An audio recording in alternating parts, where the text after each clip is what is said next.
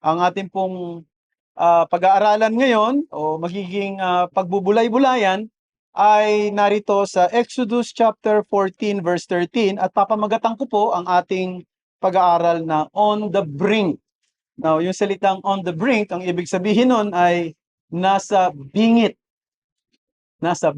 ng panganib. Okay? So, buksan natin Exodus 14:13. We'll be reading from the ESV and also sa Tagalog kasi ito po ay isang talata lamang, no? Basahin muna natin sa Exodus 14:13 sa English Standard Version. And Moses said to the people, "Fear not, stand firm, and see the salvation of the Lord, which he will work for you today. For the Egyptians whom you see today, you shall never see again." Now we'll be reading in Tagalog. Sinabi ni Moises sa bayan, "Huwag kayong matakot, magpakatatag kayo, at masdan ninyo ang pagliligtas ng Panginoon na kanyang gagawin sa inyo ngayon. Sapagkat ang mga Ehipsyo na inyong nakikita ngayon ay hindi na ninyo muling makikita kailanman." Ito po ang salita ng Panginoon. Now, sa dami ng kontrobersiya na nasasangkot ang ating pong gobyerno sa panahong ito, ang siyang laman pa rin ng balita lagi ay ang patungkol sa ating senador Ronald Bato de la Rosa, no? Dahil sa kanyang biglang pagkawala, no, na siya ay umalis doon sa premises ng Senate at ngayon ay nasa isang posisyon siya na pwede nating sabihin medyo mahirap. Alam nyo, mga kapatid, no, honestly, if I could place myself to his shoes, sasabihin ko hindi madali. Palagay ko, ang magiging desisyon kung ako ba ay susuko o hindi. Voluntaryo, susuko ba o hindi? O handa bang magpalitis sa korte sa ibang bayan o hindi? May dalawang magkaibang kampo ang strongly ay nag-urge sa kanya in different direction. Sabi ng iba, lumabas ka na, sumuko ka na.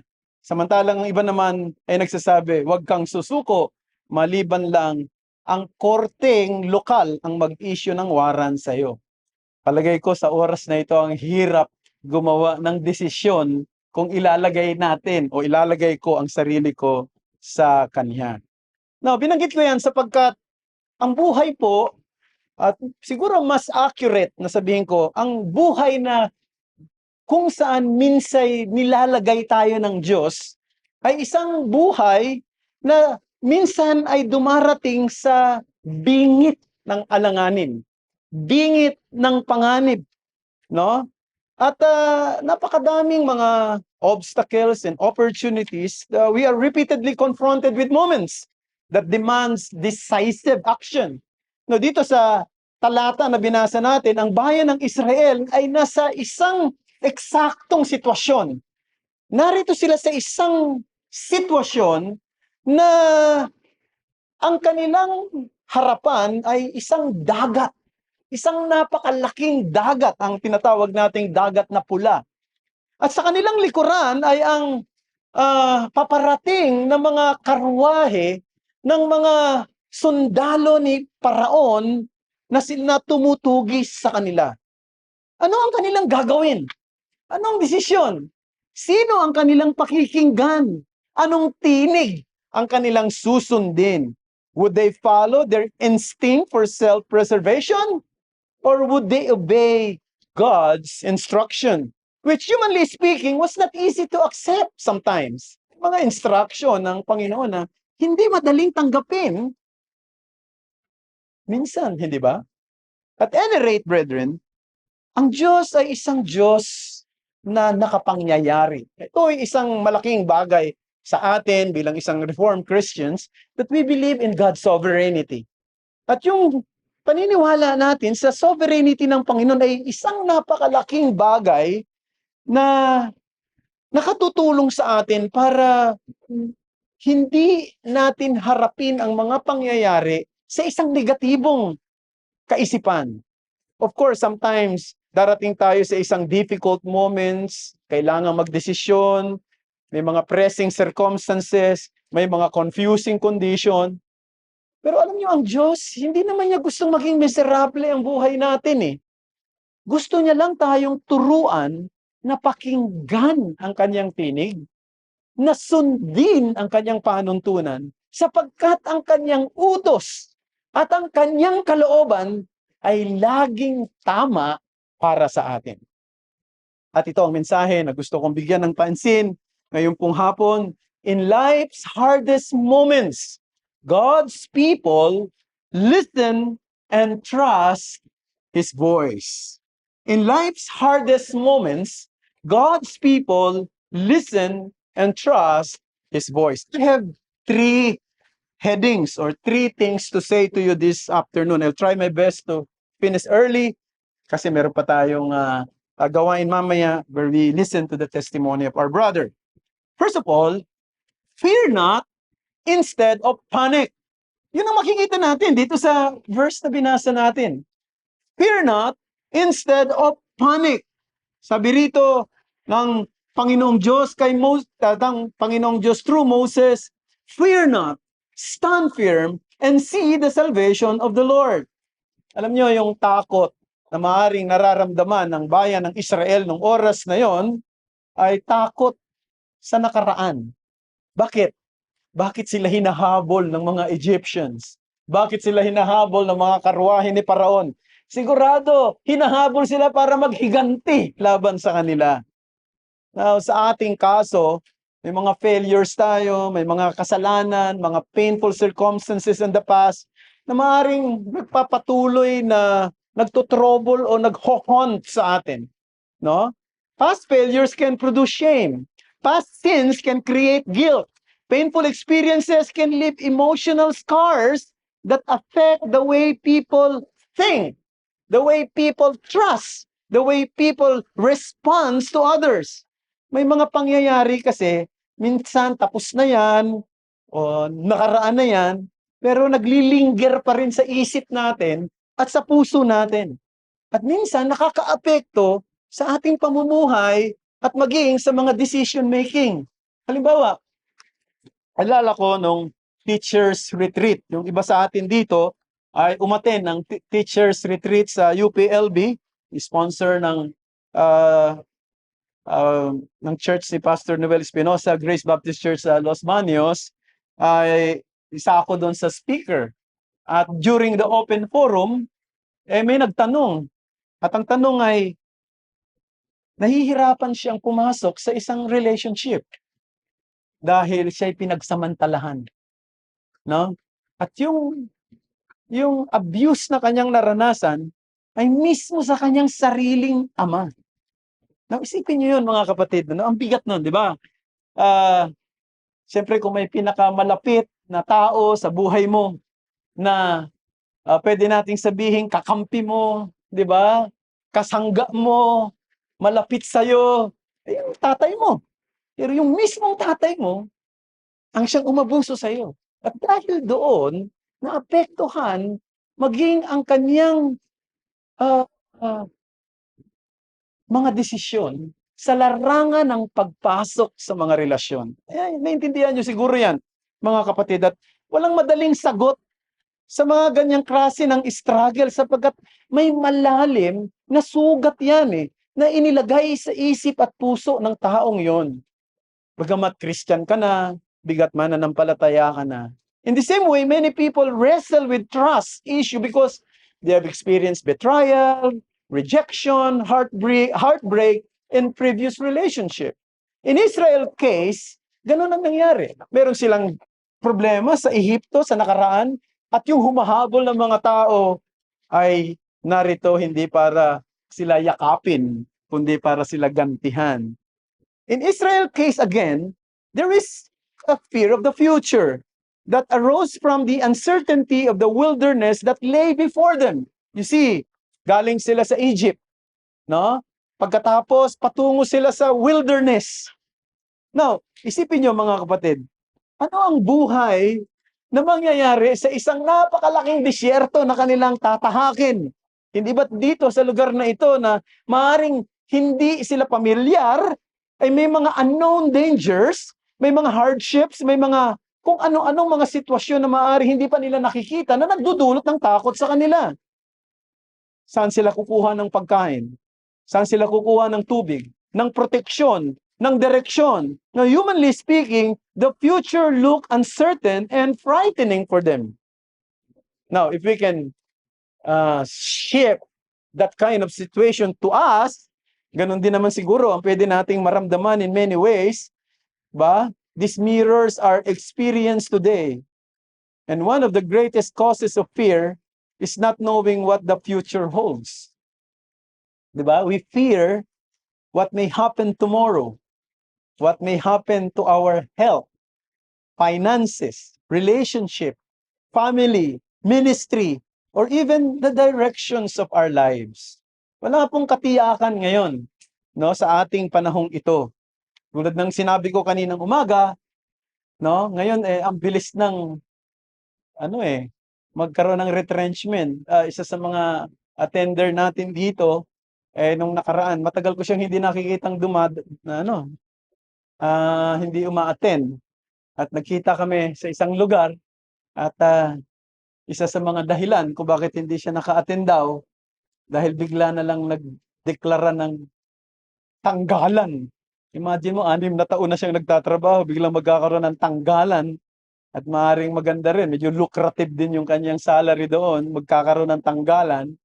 Tapos, para lang umokay ng konti, pinagbigyan niya yung oras na tatama lahat doon sa oras na maaaring maging yung worship service natin ay hindi niya madadaluhan. I mean, minsan naintindihan natin yung mga bagay na yan. Pero ang point ko lang, kaya ko binabanggit yan, maraming uncertainties sa ating buhay. At kahit na nasa isang mahusay at matatag na kumpanya ka pa, no? Tulad ng Bangko Pilipino na binanggit ni June nung nakaraan. Ang slogan ng Bangko Pilipino, kung naabutan ito ng mga may edad na rito, Bangko Pilipino, subok na matibay, subok na matatag. Pagkatapos ng ilang panahon, biglang bumagsak. So dito makikita natin walang katiyakan, no? At the unknown often becomes a breeding ground for anxiety because we naturally want certainty. We naturally want control. And many Christians today, like Israel of old, find themselves trembling on the shore of what seems to be an uncrossable sea. Kailan mawawala ang takot? Mawawala lang ang takot. Hindi sa pamamagitan ng lakas na galing sa ating naturalesa. Ang totoo, wala tayong pwedeng ipagmalaking naturalesang lakas. True courage is not rooted in human confidence and self-reliance or inner strength, but the reassuring voice of the sovereign Lord who says, through Moses, fear not. Huwag kang matakot. When the people of Israel found themselves trapped between the Red Sea and Pharaoh's advancing army, wala na silang pwedeng lusutan. Wala na silang pwedeng puntahan. Paano nila ililigtas ang kanilang sarili? Pero noong sinabi ni Moses, fear not, yung salitang yun na hindi galing sa isang optimist or naturally brave leader. No? May mga brave leader, may mga optimist na tao, yung nagbibigay sa iyo ng, kaya ngayon usong-uso na yung mga motivational speaker, di ba? Sa mga kumpanya, sa mga, may mga magaling magsalita to motivate you. Now, hindi ito isang motivational speaker. Alam niyo, si Moses, hindi siya magaling magsalita, di ba? Yun ang reklamo niya eh. Paano ako magsasalita kay Moses as kay Paraon ako'y bulol, ako'y utal, di ba? Medyo hindi nagustuhan ng Panginoong Diyos yung ganong klase ng pangangatwiran, pero maaring ganon talaga si Moses. No? Hindi siya naturally optimistic na tao, hindi siya naturally brave, hindi rin siya naturally good speaker. Pero yung sinabi niya kasi, ay galing sa Diyos. Siya ay isang propeta na ang Diyos ay nagbibigay ng espesyal na kapahayagan sa kanya. At dahil doon, ang salitang ito ay hindi salitang nag-i-encourage lang para lang malabanan ang discouragement, kundi ang salitang ito ay galing mismo sa Diyos na may control ng lahat ng bagay at sapat yon para sila'y maging matatag. God is not merely stronger than our problems. He is sovereign over them. That is why Apostle Paul could confidently declare, if God is for us, who can be against us? No opposition, no trial or uncertainty can ultimately prevail against those who are under the care and protection of the Almighty God. So that's the first thing. Fear not instead of panic. Secondly, firm in your stand instead of fleeing. Firm in your stand instead of fleeing. Alam niyo yung brink, yung sabi natin kanina, yung bingit ng panganib ay hindi isang komportabling lugar na tayuan. Ito'y lugar ng kawalan ng katiyakan, ito'y lugar ng pressure, ito'y lugar ng testing, ito'y lugar. Naturally, gusto mong tumakas, gusto mong tumakbo, gusto mong magtago. Tulad ng Israel, nung oras na yon, the tendency perhaps is to run rather than to trust. One way people respond by running backward, retreating into the supposed security of the past. Alam niyo yun ang problema sa bayan ng Israel, di ba? Naalala niyo na nasa wilderness sila. Sa panahong nagugutom sila, wala silang makain, sa panahong nagsasawa na sila doon sa pagkain ibinibigay na sa kanila, sa panahong walang tubig, ano nangyayari? Naro-romanticize nila yung buhay nila sa Egypt. Nakakalimutan nila, alipin sila ron. Ang naalala nila doon sa Egypt, merong onions, merong melons, merong, ano ba yun? Merong, ano ba yung nilalagay sa mukha? Ano? Nakalimutan. Sorry. Ayun, merong cucumbers, ano.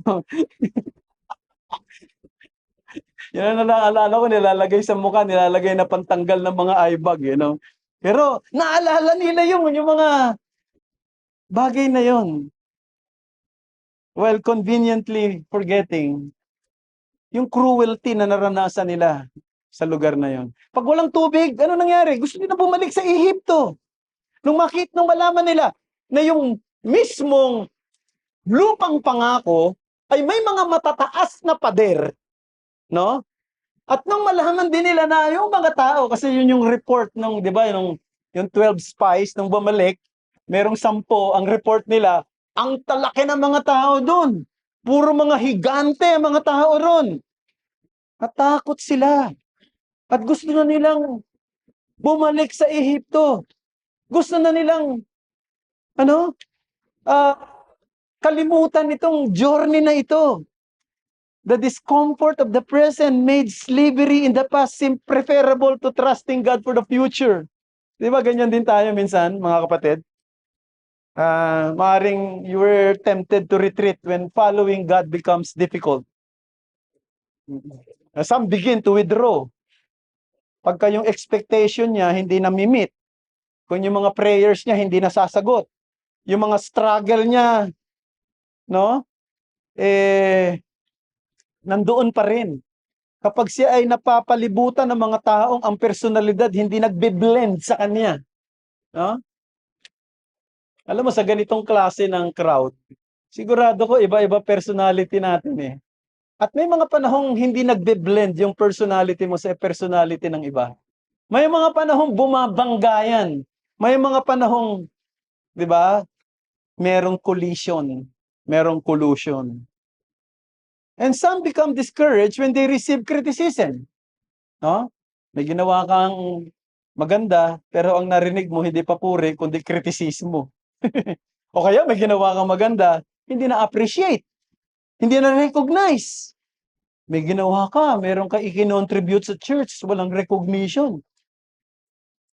Now, ano nangyayari? Now, madalas may mga sitwasyon na imbis na magpatuloy sa pananampalataya, yung tukso na tumakbo, no? Mag-backslide, yung tukso na maghanap ng ibang lugar para doon sila humanap ng ibang iglesyang paglilingkuran, ay nandoon. Nakakalimutan nila yung demands ng discipleship. Mga kapatid, this is a challenge to us again. Moments of difficulty often expose the true depth of a person's faith. Kung mababa ang pananaw natin sa Diyos, hindi yan makakasustain para tayo ay tumagal sa mga pagsubok. Kung mababaw ang pananampalataya natin, siguradong madali tayong matuyo sa panahon ng pressure. Ang isang cheap and superficial religion disappears when confronted by sacrifice and sufferings or disappointment. But genuine faith learns to stand firm on the brink. Learns to stand firm on the brink, trusting that God is faithful even when circumstances are hard and His ways are difficult to understand. Alam niyo, ang mundo natin, puno ng mga taong constantly fleeing. No? Now, siguro, kapansin-pansin ngayon yung mga tago ng tago, di ba? Nagtatago sa batas, no? Yung iba naman, nagtatago sa mas bad relationship. Yung iba naman, agad na tumatakas kapag mahirap na yung trabaho nila. Minsan, konting away lang ng mag-asawa, gusto na maghiwalay. Konting, di ba? Misunderstanding, gusto ng break na tayo. No? Painful responsibility, challenging situation. The natural tendency of the human heart is often to escape whenever life becomes hard. But this should not characterize the redeemed people of God.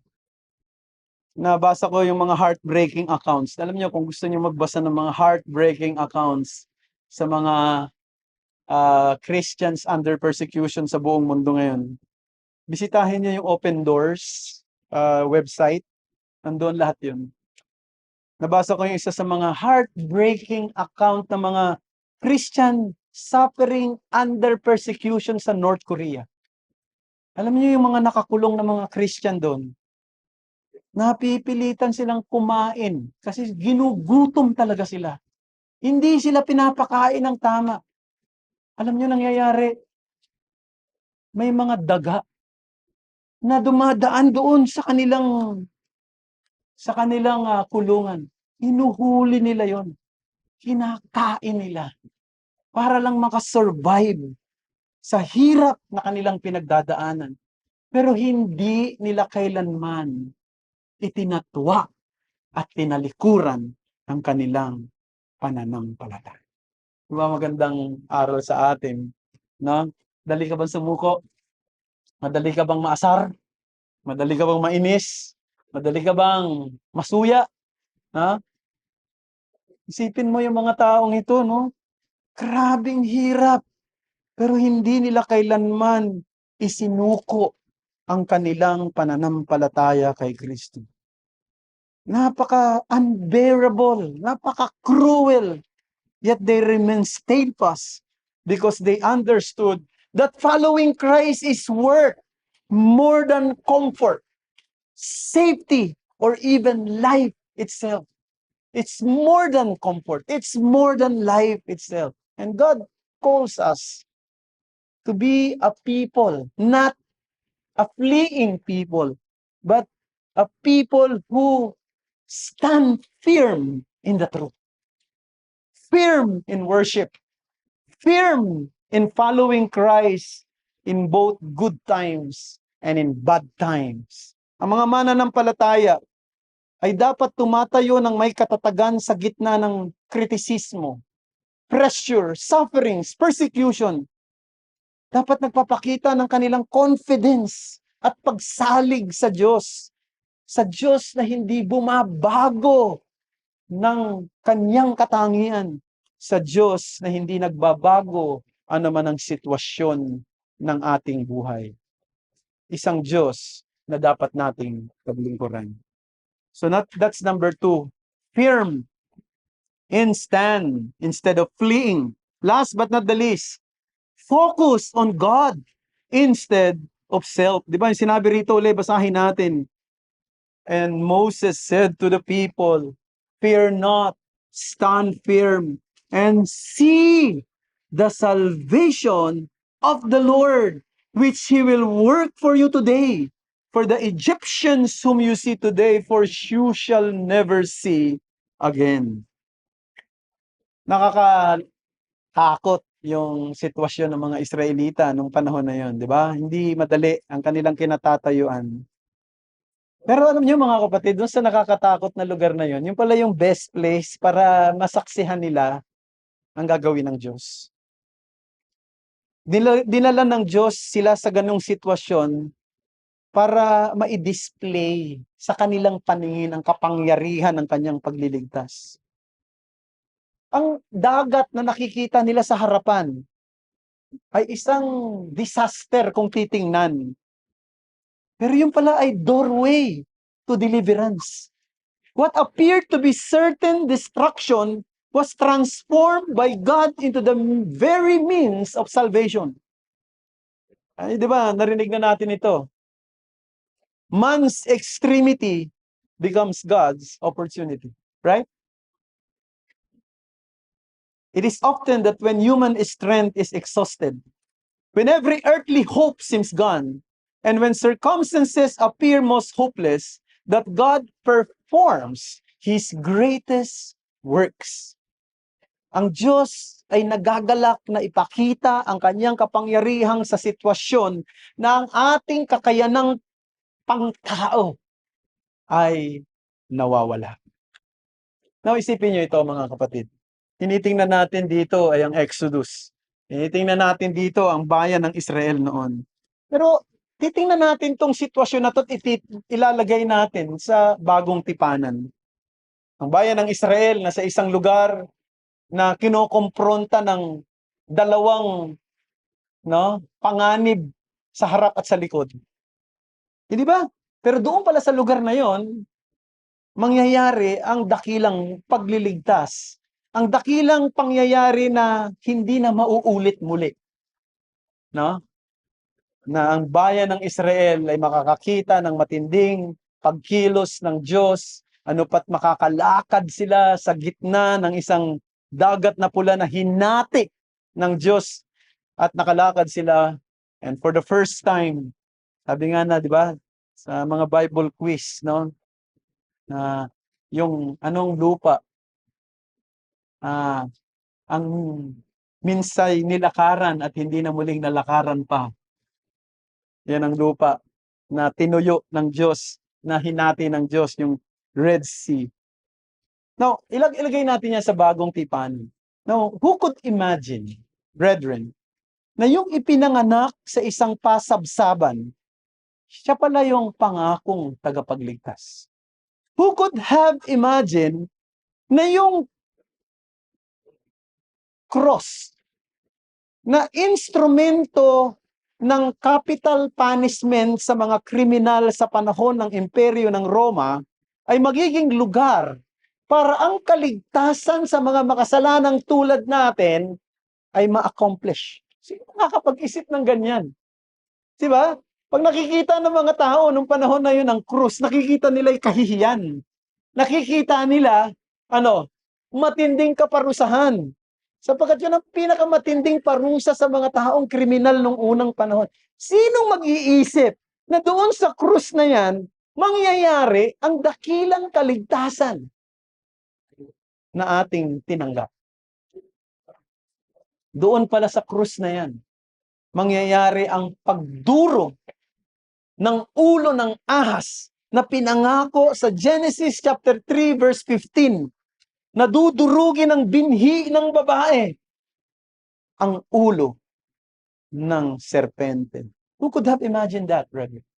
Now, if we may ah, 'di ba, add to that experience sa mga buhay ng mga Kristiyano. Who could have imagined may persecution na nangyari sa Jerusalem. Yung persecution na yon ay naging daan para ang mga Kristiyano ay kumalat at sa kanilang pagkalat na ipangharal ang ebanghelyo, na spread ang gospel sa ibang mga lugar.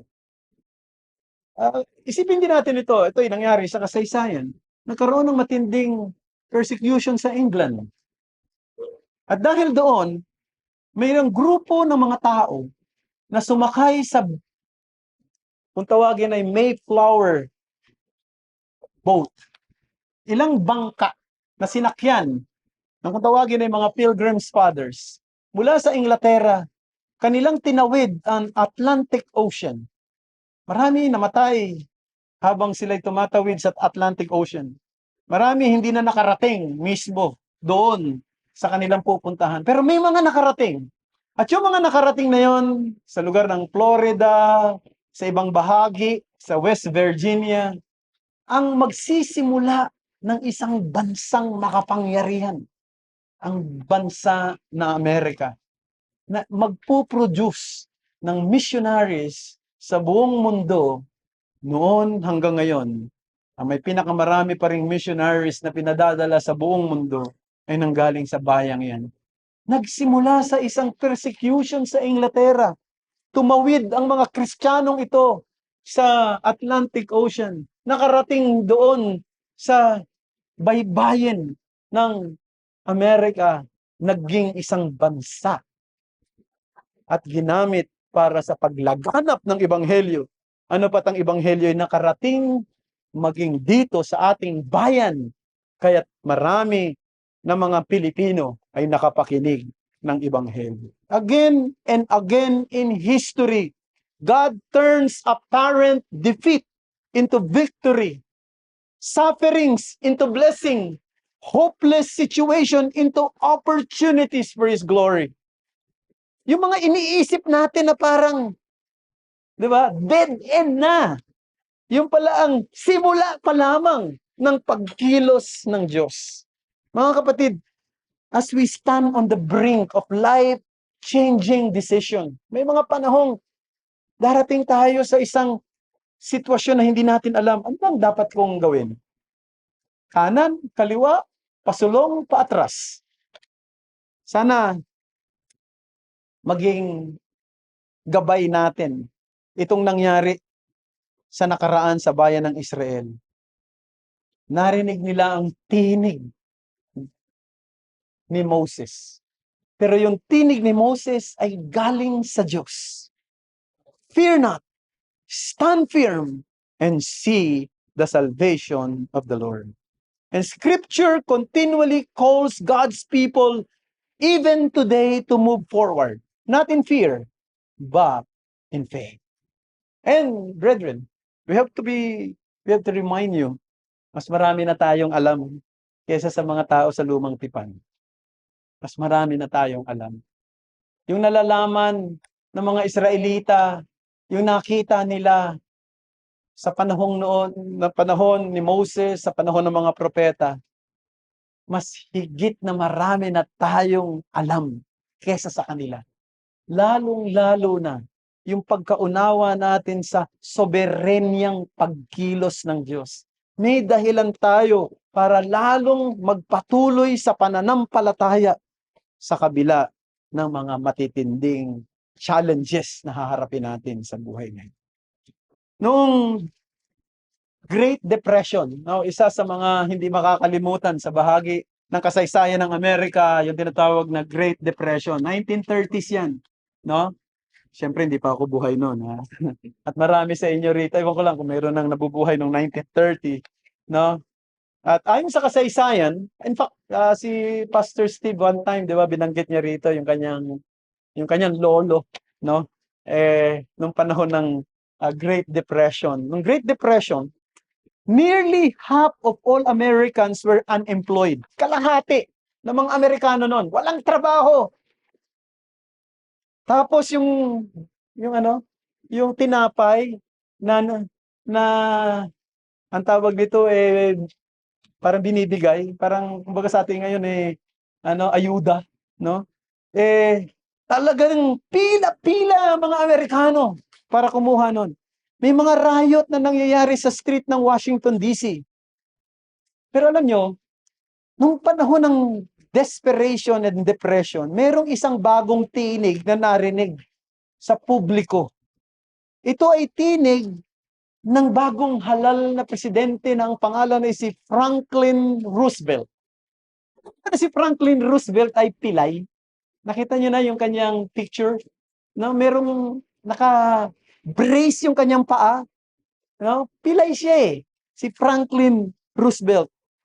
At nagbigay siya ng kanyang inaugural address noong 1933.